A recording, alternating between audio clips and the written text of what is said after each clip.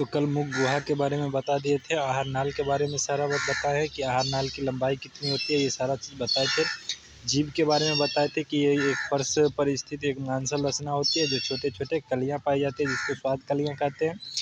लगभग जीभ पर स्वाद कलियां की संख्या 10,000 होती है। यही स्वाद पहचानने में मदद करती है। कभी कभी देखेगा कि जी चाय पीने से जल जाता है, जिसके कारण कोई स्वाद नहीं पता चलता है। अब इसका काम स्वाद पहचानने में होता है, ये सारा बात बताए थे। जीभ का पिछला हिस्सा कड़वा पहचानता है, खट्टा नमकीन, और अगला हिस्सा क्या पहचानता है, मीठा पहचानता है। दांत भोजन पाचन में इसकी महत्वपूर्ण भूमिका होती है। दांत 4 प्रकार के होते हैं। कौन कौन, जल्दी बताओ तो। कृंतक, रदनक, अग्रचर्मनक और चवर्णक। कृंतक को इंसीजर कहते हैं, केनाइन, प्रीमोलर और मोलर। तो कृंतक की संख्या 8 होती है, बताए थे। ये अगले हिस्से में पाए जाते हैं जो भोजन को क्या है, काटने में मदद करते हैं। इसकी संख्या कितनी होती है, 8 होती है। रदनक, ये भोजन को किस में किया जाता है, फाड़ने में मदद करता है, और इसकी संख्या 4 होती है। अग्रचर्मनक बताए थे, ये भोजन को चबाने में मदद करती है और इसकी संख्या कितनी होती है, 8 होती है। लेकिन चवर्णक, भोजन चबाए भोजन को फिर से चबाने में मदद करती है और इसकी संख्या 12 होती है। दूध की दांत की संख्या 20 बताए थे। कुल दांत 32, जीवन काल में टोटल 52, क्योंकि 32 और 20 क्या होता है, 52 होता है। दांत आना कब से शुरू होता है, तो दांत आना 6 महीने से दांत निकलना शुरू हो जाता है। दांतों के ऊपर 2 प्रकार की परत पाई जाती है, बताए थे। कौन कौन, इनामेल और डेंटाइन। इनामेल ऊपरी परत होता है जो सबसे कठोर होता है, और डेंटाइन निचली परत होता है। बताए थे, क्वेश्चन पूछेगा सबसे कठोर कौन होता है, इनामेल होता है। अब दंत अस्थि क्षय किसे कहते हैं, जब हम लोग मीठे चीज़ों का सेवन करते हैं और अच्छे से दांतों को साफ सफाई नहीं करते हैं, तो वो मीठे चीज़ क्या होते हैं, हमारे दांतों में चिपक जाते हैं, जिससे क्या होता है, इस पर एक परत जम जाती है, जिसे दंत अस्थि क्षय कहते हैं। इसलिए दांत को साफ सफाई करना बेहद ज़रूरी होता है। क्यों, क्योंकि दंत अस्थि क्षय के कारण दांत में कीड़ा लगेगा, और कीड़ा लगने से क्या होगा, सूजन होगा, सूजन होने से क्या होता है, दर्द होना शुरू हो जाता है। तो इसके लिए अगर दवाई का है तो सेंसोडाइन एक दवाई आता है, उससे दांत को क्या करना है, साफ करना है। तो दांत में दर्द होने का कारण भी बता दिए थे। ये टॉपिक नहीं है, अब इतना बड़ा थोड़ी है, डॉक्टर थोड़ी बनना है, तो ये टॉपिक नहीं है, लेकिन इसमें भी क्या क्या बता दिए हैं। मसूड़े में संक्रमण, जिसको सूजन कहते हैं, दांत में कीड़ा लगना, ये सब होता है। घरेलू उपाय क्या बताए थे, घरेलू उपाय में गुनगुना पानी बताए थे, नमक बताए थे, लौंग बताए थे, और लहसुन का पेस्ट बताए थे। ये सारा चीज़ बता दिए थे। दांत को सबसे ज़्यादा क्षति कौन पहुँचाता है, तो फ्लोरीन। दांत को सबसे ज़्यादा क्षति फ्लोरीन पहुंचाता है। बना किसका होता है, कैल्शियम और फास्फोरस का बना होता है। किसका होता है, कैल्शियम और फास्फोरस का बना होता है। ये सारा चीज़ बता दिए थे। और आगे देखते हैं, ये क्वेश्चन पूछता है कि मसूड़े से रक्त निकलना, ये स्कर्वी बीमारी है। कौन बीमारी है, स्कर्वी। जैसे देखेगा कि वरस उरस का अगर करता है तो देखेगा कि मसूर से क्या होता है, मसूरा जिसको कहते हैं, वहाँ से क्या निकलता है, ब्लड निकलता है। ये स्कर्वी नामक बीमारी से होता है। किसका, स्कर्वी। लेकिन ये बीमारी को अगर दूर करना है तो विटामिन सी किसकी आवश्यकता होती है, विटामिन सी की आवश्यकता होती है। तो स्कर्वी बीमारी के लिए कौन सा विटामिन, विटामिन सी। मुख में 3 जोड़ी लाल ग्रंथि पाई जाती है। क्वेश्चन पूछेगा कितनी जोड़ी लाल ग्रंथि पाई जाती है, 3 जोड़ी लाल ग्रंथि पाई जाती है। कौन कौन पाई जाती है, तो सबसे पहला कौन है, सबसे पहला सबलिंगुअल, उसके बाद सबमेंडिबुलर, उसके बाद कौन है, पेरोटिड। ध्यान दो, सबसे बड़ी ग्रंथि कौन होती है, पेरोटिड ग्रंथि। सबसे बड़ी ग्रंथि, क्वेश्चन पूछेगा सबसे बड़ी लाल ग्रंथि कौन होती है, पेरोटिड ग्रंथि। लेकिन पेरोटिड ग्रंथि है, इसमें क्या होता है, सांप जो है, सांप, इस सांप का विष जो है यही ग्रंथि में रहता है। कौन ग्रंथि में, पेरोटिड ग्रंथि में। अब इसमें कुछ मुख में, तो ये सब मुख में है, तो मुख में पूछेगा कि कितना लाल ग्रंथि होती है, तो 3, सबलिंगुअल, सबमेंडिबुलर और पेरोटिड। लार ग्रंथि का मतलब होता है, ग्रंथि का मतलब होता है एक धंसा हुआ भाग जहाँ पर क्या हो, एंजाइम या हार्मोन जमा हो, उसी को हम लोग ग्रंथि कहते हैं। मुख में 4 प्रकार का एंजाइम पाया जाता है। कितने प्रकार के एंजाइम, क्वेश्चन एक पूछता है कि एंजाइम क्या है, तो ऑप्शन में रहेगा प्रोटीन, या पूछेगा प्रोटीन क्या है, एंजाइम है, ठीक। तो मुख में 4 प्रकार के एंजाइम पाए जाते हैं। सबसे पहले कौन होता है, टाइलिन, लाइसोजाइम, डायस्टेज, म्यूकस। अब ध्यान दो, टाइलिन का काम है मंड और चोकर को पचाना। जब हम लोग रोटी खाते हैं तो उसमें क्या होता है, मंड होता है, क्या होता है, और चोकर होता है, तो उसको पचाने का काम कौन करता है, टाइलिन करता है। लाइसोजाइम जीवाणु को मारता है। जैसे जब हम लोग खाना वाना खाते हैं और बिना हाथ धोले खाते हैं, तो जो जीवाणु जाता है उसको मारने का काम कौन करता है, लाइसोजाइम। आंसू में भी लाइसोजाइम पाया जाता है, ठीक। आंसू में क्या पाया जाता है, लाइसोजाइम पाया जाता है। लेकिन ध्यान दो, टाइलिन और डायस्टेज, ये दोनों का काम क्या है, मंड और चोकर को पचाना है। यहाँ लिख दिए, मंड और चोकर को ये भी पचाता है, मंड और चोकर को ये भी पचाता है, ठीक। म्यूकस को भोजन को चिपचिपा करना, जब हम लोग भोजन को चबाते हैं, रोटी देखा होगा, रोटी को जब हम लोग चबाते हैं तो चबाने के बाद क्या हुआ, वो चिपचिपा होता है, तो उसी किसका काम है, म्यूकस। तो कौन कौन है, लाइसोजाइम, टाइलिन, डायस्टर और म्यूकस, ये चारों क्या है, एंजाइम है। सबसे पहले पाचन प्रारंभ, ध्यान दो क्वेश्चन पूछेगा, पाचन का प्रारंभ कहाँ से होता है, मुख से होता है। कहाँ से होता है, मुख से, क्योंकि हमारे मुख में क्या होता है, कुछ एंजाइम पाए जाते हैं। एंजाइम के साथ साथ क्या पाया जाता है, ग्रंथि, लार ग्रंथि पाई जाती है। और हम लोग जानते हैं एक दिन में कितने लार ग्रंथि का निर्माण, लार का निर्माण होता है, तो 1 से 1.5 लीटर, एक दिन में 1 से 1.5 लीटर लार का निर्माण होता है। ठीक, अब अगला क्वेश्चन पूछेगा ग्रसनी। ग्रसनी का मतलब होता है जिसके द्वारा हवा जाता है, मुख गुहा का ये पिछला भाग होता है जिसके द्वारा हवा अंदर जाता है, उसको हम लोग ग्रसनी कहते हैं। क्या कहते हैं, ग्रसनी कहते हैं। तो ग्रसनी का मतलब क्या होता है, हवा अंदर जाना। तो मुख गुहा के पिछला भाग होता है और जिसके द्वारा क्या जाता है, हवा अंदर जाता है, उसको हम लोग ग्रसनी कहते हैं। ठीक, अब एक होता है ग्रास नली। ग्रास नली का मतलब होता है जिस नली के द्वारा भोजन अंदर जाता है उसे हम लोग ग्रास नली कहते हैं। क्या कहते हैं, ग्रास नली कहते हैं। ग्रास नली की लंबाई पूछता है क्वेश्चन ज़्यादातर। ग्रास नली की लंबाई 25 सेंटीमीटर, कितना होता है, 25 सेंटीमीटर। तो जिस नली के द्वारा क्या जाता है, भोजन जाता है, उसे ग्रास नली कहते हैं, लेकिन जिसके द्वारा क्या जाता है, हवा जाता है, उसे क्या कहते हैं, ग्रसनी कहते हैं। ठीक, ग्रास नली की लंबाई 25 सेंटीमीटर। और आहार नाल की लंबाई अगर पूछेगा तो आहार नाल की लंबाई कितनी होती है, तो आहार नाल की लंबाई 32 फीट होता है, 8 से 10 मीटर होता है। इस सेंटीमीटर में 25 सेंटीमीटर, ग्रास नली की लंबाई 25 सेंटीमीटर। तो भोजन किसके द्वारा जाता है, ग्रास नली। हवा किसके द्वारा जाता है, ग्रसनी। एक दिन में कितना लीटर, 1 से 1.5 लीटर लार। सबसे पहले भोजन कहाँ प्रारंभ होता है, पचना, तो सबसे पहले मुख में प्रारंभ होता है। ठीक, कौन कौन एंजाइम पाया जाता है, लाइसोजाइम, टाइलिन, डायस्टर, म्यूकस। कौन कौन लार ग्रंथि, सबलिंगुअल, सबमेंडिबुलर और पेरोटिड। सबसे बड़ी कौन होता है, पेरोटिड। क्वेश्चन में ये क्वेश्चन आता है। ठीक, तो ग्रास नली की लंबाई 25 सेंटीमीटर होती है। अब आगे देखते हैं। अब होता है क्रामाकुचन। क्रामाकुचन क्या होता है, ध्यान। ग्रास नली में पाचन नहीं होता है, बताएं तो लोग को।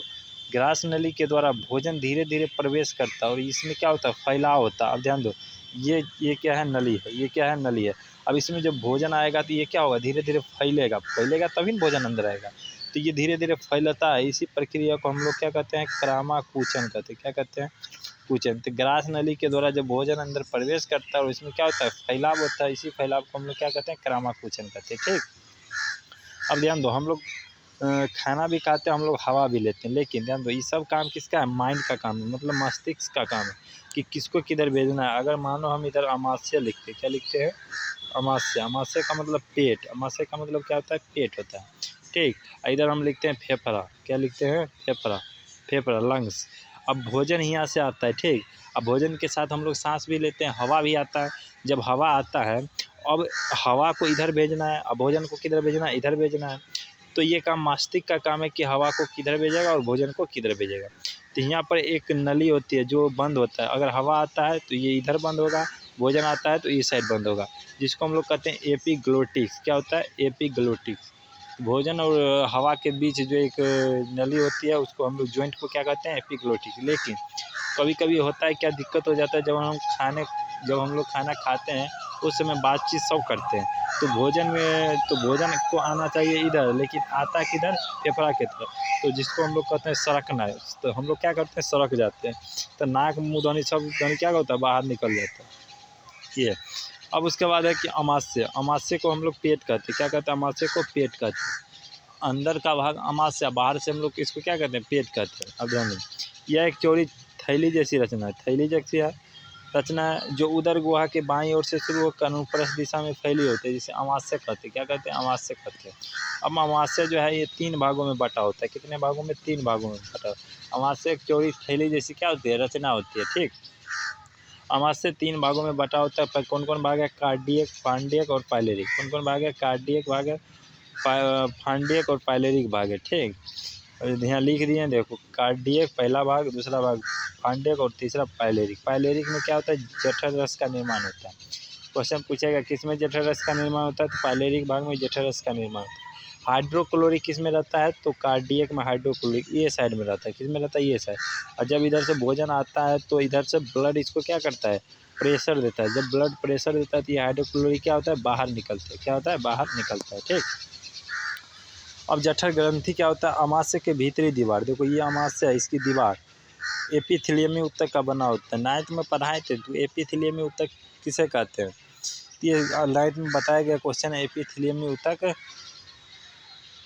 उसके बाद ध्यान दो, जहाँ जगह पर धंसा हुआ भाग होता है, जिसे ये मतलब अमाशय की जो भीतरी दीवार है उसमें एक धंसा हुआ भाग दिखता है, जिसको हम लोग क्या कहते हैं, जठर ग्रंथि कहते हैं। और जठर ग्रंथि में कितने प्रकार के, 2 प्रकार के एंजाइम पाए जाते हैं, रेनिन पाए जाते हैं और पेप्सिन।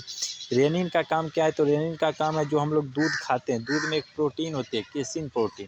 क्वेश्चन पूछता है कि दूध में कौन प्रोटीन होती है, केसिन प्रोटीन। तो केसिन प्रोटीन को पचाने का काम यही रेनिन करता है। कौन करता है, रेनिन।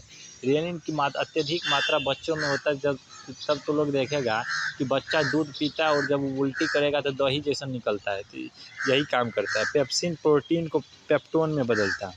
प्रोटीन क्योंकि हार्ड चीज़ है और उसको पचाने में बहुत सारी समस्या उत्पन्न होती है, तो प्रोटीन को पचाने के लिए पेप्सिन की आवश्यकता होती है।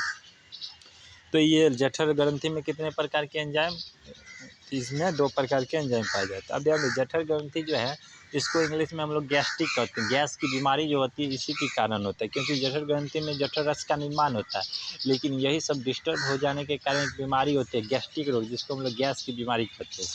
अब ध्यान दो, सबसे ज़्यादा समय तक भोजन कहाँ रहता है, तो आमाशय, पेट में रहता है। कितने घंटा, 4 घंटा तक। 4 घंटा तक भोजन आमाशय में रहता है। कितना देर तक, 4 घंटा तक भोजन कहाँ रहता है, आमाशय में रहता है।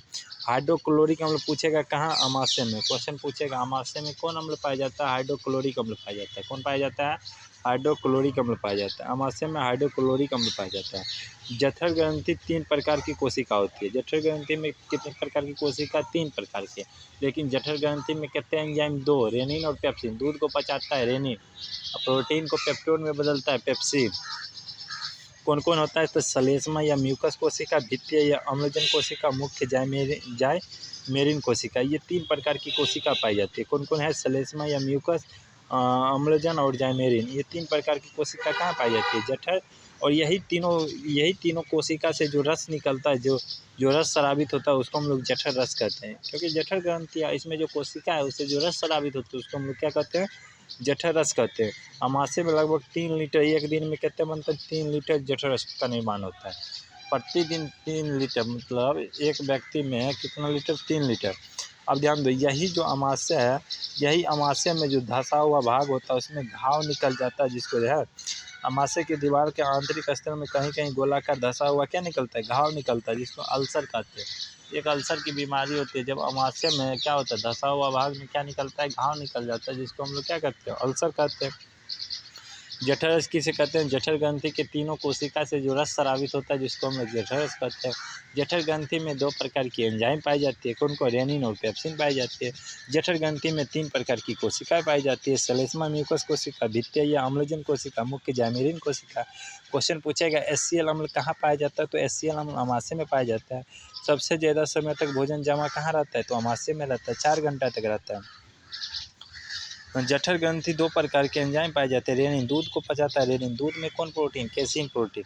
पेप्सिन पेप्टोन में बदलता है। जठर ग्रंथि आमाशय के भीतरी दीवार में एपिथेलियमी ऊतक का एक स्तर होता है, जहाँ धंसा हुआ भाग। देखिए, ग्रंथि का मतलब होता है धसल का भाग, ठीक।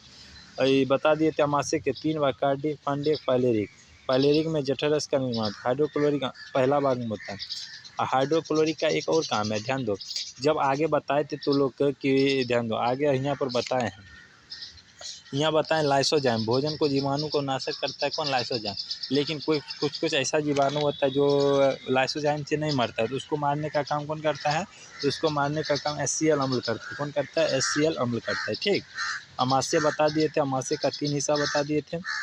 अब एपिग्लोटिक्स के बारे में बता दिए थे, अगर हवा को किधर जाना है और भोजन को किधर जाना है, ये सब का काम किसका, एपिग्लोटिक्स का। ग्रामाकुचन क्या होता है, ग्रास नली से जब भोजन आप प्रवेश करता है तो ये धीरे क्या होता है, फैलता है और सिकुड़ता है। अब भोजन आएगा तो फैलेगा, भोजन नहीं रहेगा तो क्या होगा, सिकुड़ेगा। इसको हम लोग क्या कहते हैं, ग्रामाकुचन कहते हैं। अब ग्रास नली की लंबाई कितनी होती है, तो ग्रास नली की लंबाई 25 सेंटीमीटर होती है। लेकिन यही पूछेगा आहार नाल की लंबाई कितनी होती है, तो आहार नाल की 32 फीट, मतलब 8 से 10 मीटर होती है। ग्रास नली के द्वारा हवा जाता है, लेकिन ग्रास नली के द्वारा भोजन जाता है।